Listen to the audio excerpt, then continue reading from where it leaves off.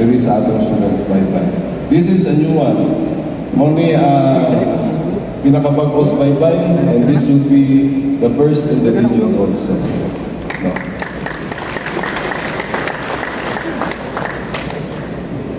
And then in agriculture, bye-bye also leads the way. No? Only recently, May, last month, bye-bye through the Galing Po Awards and the DSWT recognized the agricultural food resiliency program of the city.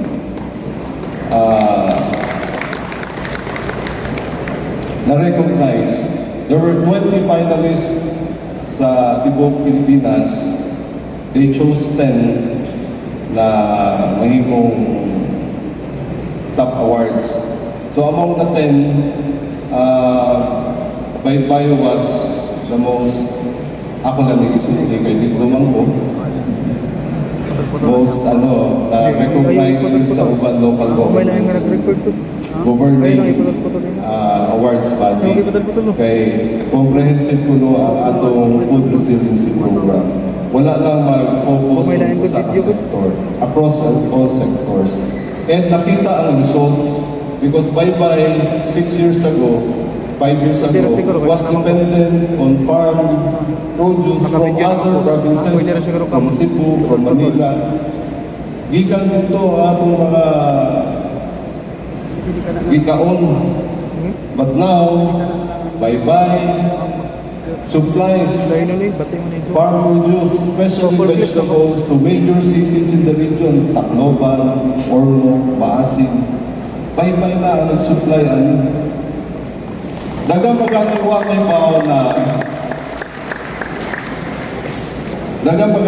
Pao na mabuhi niya nag-supply na itao, polio, umbok, cauliflower, broccoli, dito sa uban syudad. Ako nag-usulti para kay Pao po. And we have expanded already the surplus, ang surplus production nag-times 4 na from when we started to have surplus. Nag-quadruple na. Ang farms na gitabangan na to 5 years ago na 1,000 square meters lang, 500 square meters lang, nahimo na karong half hectare. And we have more than 300 farms na gitabangan dito sa syudad sa Bye-bye. And then, naabot ang tilapia, no? Practically, ang ato mga barangays na anay mga tilapia ponds,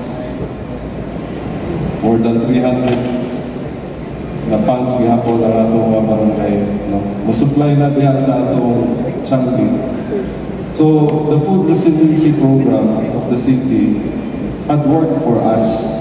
And many other local governments would like to come and see in their own eyes paano kung giunsa paghimong kami sa atong syudad sa Bye-bye.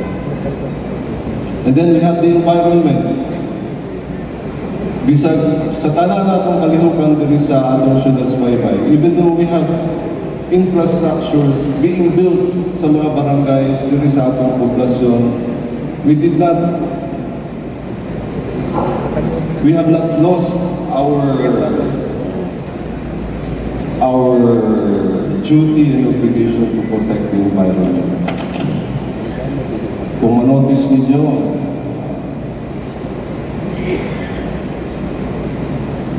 our city, which houses the dominance of Mount Pangasugan and all, tanan kabukiran diri, is considered to be the last frontier here in Region 8, still very rich in fauna and wildlife. Niya diri ang biodiversity sa atong lugar sa syudad sa Bye-bye. Practically untouched hangtod karon. And then last year, November, Bye-bye City was invited by JICA in Yokohama. Kaya nga nung ang Bye-bye, among the local governments ngano ang baybay nag-invest o wastewater treatment facility. Dagan pa iwa kay mao nato ang baybay na tayo wastewater treatment facility.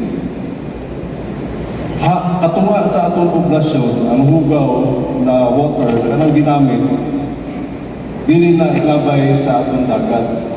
Isagop na sa tako kayo na culvert pipe niya gidadiha sa zone 5, zone 4 and 5. Natay treatment facility diha.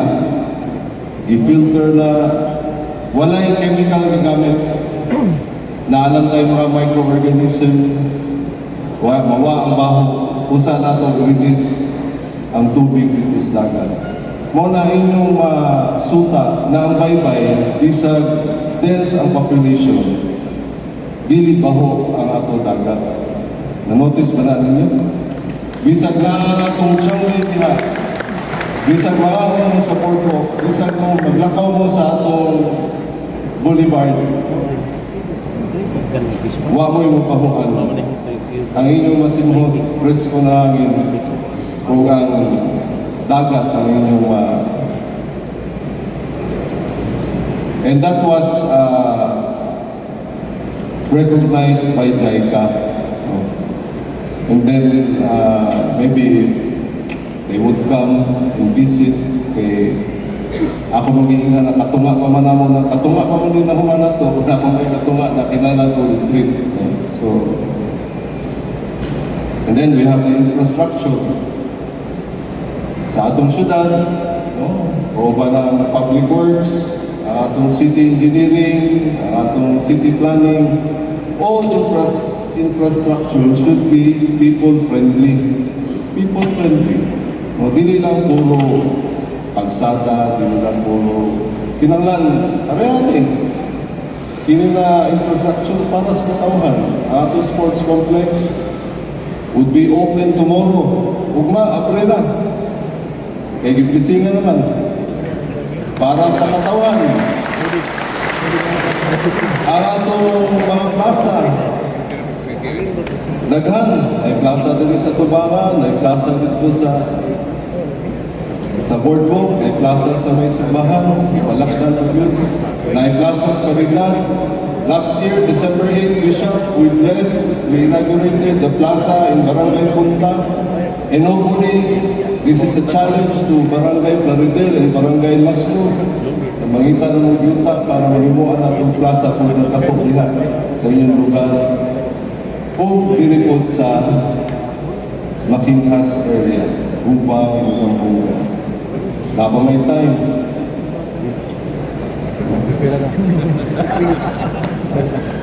Naman din ang pinabangay ta para nindot ang lugar na daghang plaza. Daghang kasulusuruyan. And then, daghan ta may isulti.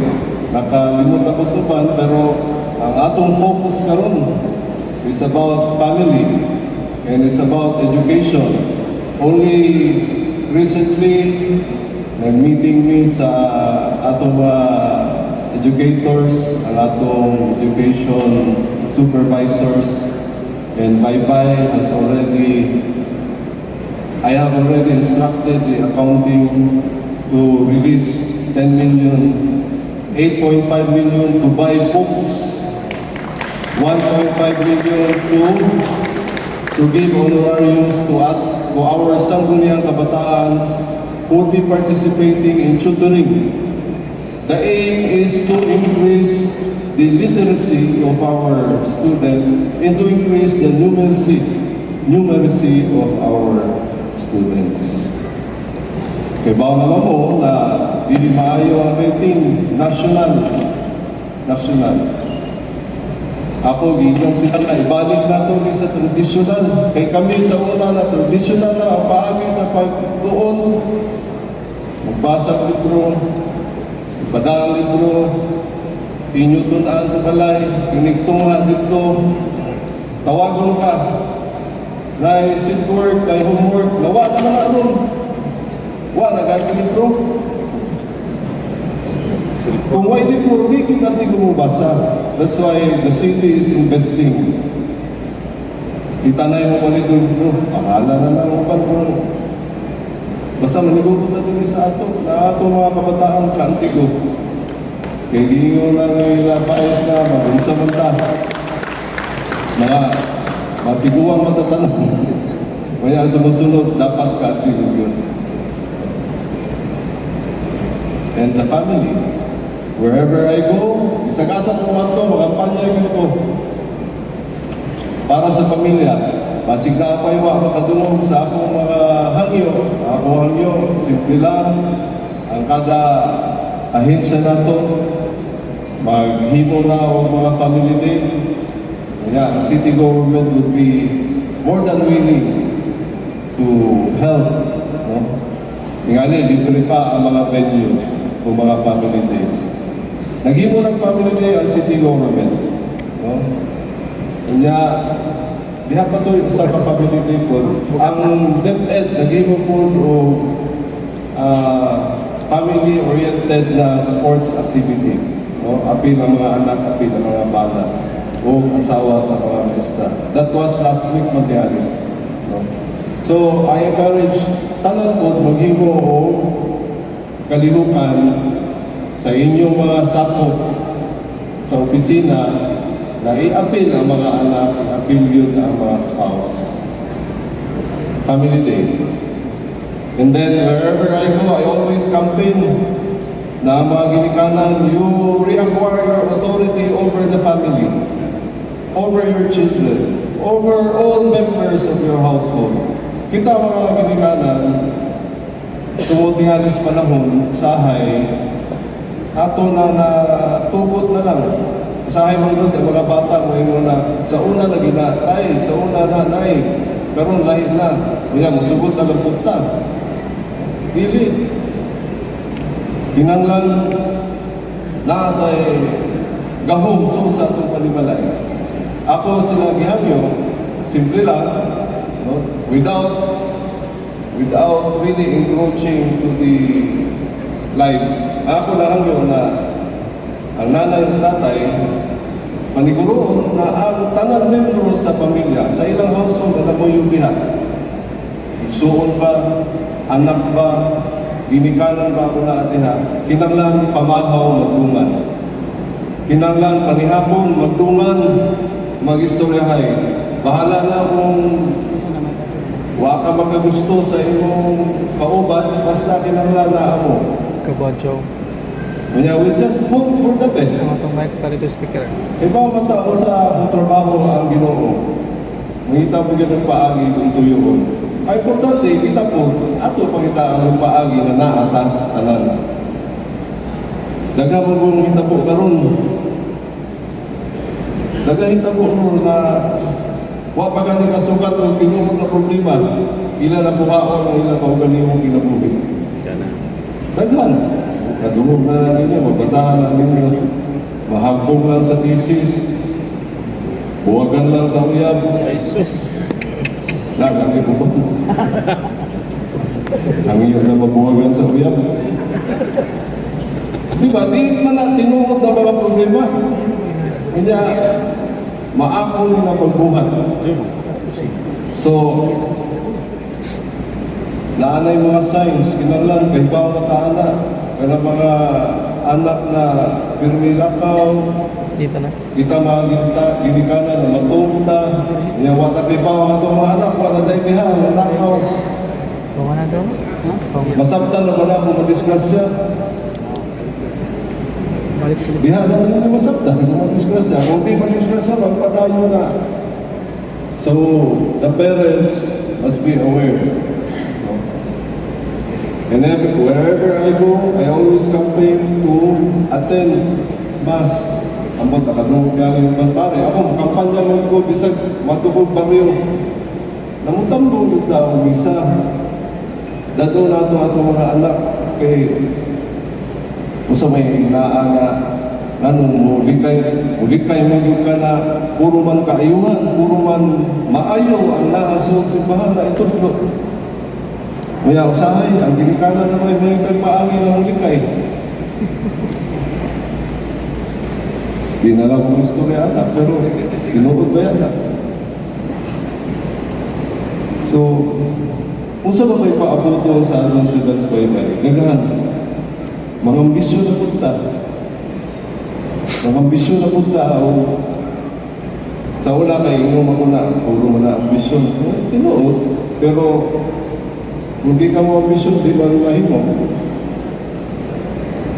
Ako nagtuo ko na ang full potential sa atong lugar sa baybay. Wala pa yun.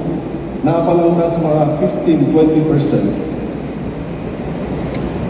Recently, na-acquire na ito ang management operation sa atong port. Nga naman, na dugang na ng gasto, na naanaunta ang PPA, importante na ang city government ang operate yung management. Kinanglan nato na, tungod gusto ang city mo invest sa shipping. Ang terms of reference, eventually, within this month, na-i-post, na-i-solicit ng mga proposal ang city government. The city would be willing to invest in the shipping industry. Dili lang sa ato.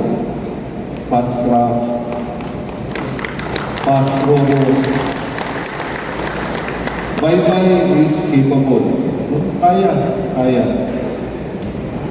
And the terms of reference is now being perfected by the city legal office, city and our vice mayor. And this would be eventually submitted to the Sangguniang Panglungsod for concurrence. And then, after which, ato na i-post para makasulisit tao proposals coming from the private groups. And then, di na lang ko mo explain nga ano nangyari. Iba na mo. Kaya eventually mo ang atong mahimong dakong partner ani ang advancing economy mao na ang Cebu. Kanya kung naa na nato tanan dili lang naa nato tanan mga dagkong butang naa na ang atong kaanyag sa atong lugar kanindot sa atong mga facilities pwede man ta dako ang ilang spillover naagi na pa doon na nato dili lang spillover kita din mo kampanya na ngani na mo sa atong syudad sa baybay. Eventually maimong mushrooms mo develop na kana lang ang port na ito number 1 target as of now. Number 2, we should take care of our people, especially the workers. Kini mga nagtrabaho sa gobyerno na niya sa baybay, whether city employees, whether national employees, whether provincial employees, you would be entitled to a decent or to a housing program initiated by the local government. Karon tuiga na tayo property sa barangay Maitong. And then, human-huma na ang detailed engineering ani. Ambot, i-presenting ani na. Naatay detached housing, naatay row houses to be offered to our city employees and all government employees assigned here in Baybay. Iandam ang inyong mga DSIS. Bakit? Basig bulbog na po ng inyong DSIS. Iandam ang inyong mga pag-ibig. Isang may love life?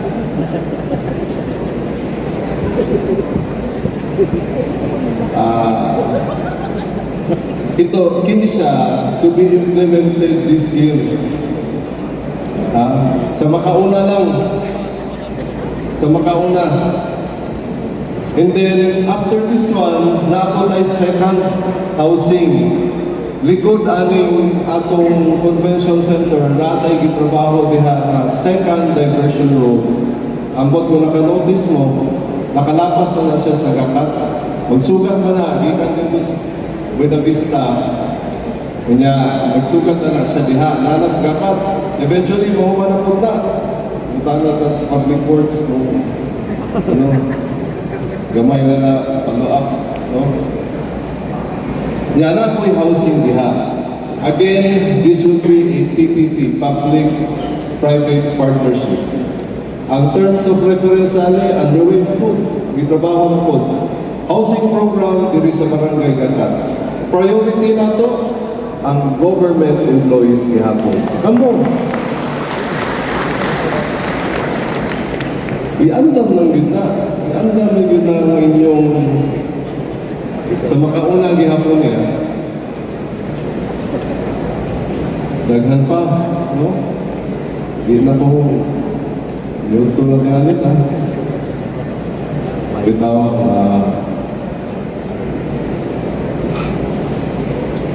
pero ngayon na magpasalamat ko sa tanan. Kini manggod nahimo ni tungod sa atong kooperasyon, no? Sa atong inyong gifulfill ang inyong mga mandates. Muna pinaka-importante. No? Salamat sa tanan. Ang liiko, andam na po sa expansion sa Baybay. No? Naghihimo na sila o under construction na 20, di ba? 25 megawatts na substation diri sa unang-unaan ng 25 megawatts na substation diri sa may Barangay Candadam. Iandam na para anong lugar para padung po sa atong duyuan. And then ang water district through the help of the provincial government, andam na po, nakahimo na po sila o nakadubong na sila pagkatong tubo, nakahimo na ang nasubwa, ani pong lugar, luyo ani. So everything na alang tanan, iandam na. Magpasalamat ko sa tanan tungod aning atong kausa. Napakita nato din lang sa atong mga bisita, atong mga kaigsunan. Napakita nato sa tanan, Tibok Region 8, atong niaging March 1, niyan nita, dagang bisita, Tibok Region, niyan ang atong ibraan. Kunya, dito na ako nasulti. Akong opening statement, ako gingaw na this is bye-bye. E tungod na ng ninyo, ng kaopera. O ani gayo na, magpasalamat po siyempre ni Konsehal, Mayor, Congresswoman Carmen Cari. No, sa bill na nahimo at itong 2004 mangyari. Kaya referendum ta 2007, kaya nagkampang problema sa Supreme Court na finalize 2011 na nahimog yung syudad ang Baybay City. Ato po sa kumupuntahan yun, kagabi ano naman po si Mami, in and out sa hospital. So, 3 days siya sa atong hospital din sa Baybay, sa ICH. Kunya kagabi, gusto pa uta siya na makatungha, isang kadali puno, pero kinangalaman mo siya ibalhin. So kagabi, ibalhin siya o mas taas na facility kay tuaman ng mga espesyalista. So, ako lang personal na please find time to pray for Councilor, Mayor, Congresswoman Carmen Cari. Daghang salamat. Mabuhay ang Baybay. Padayon. Diyo. Baybay.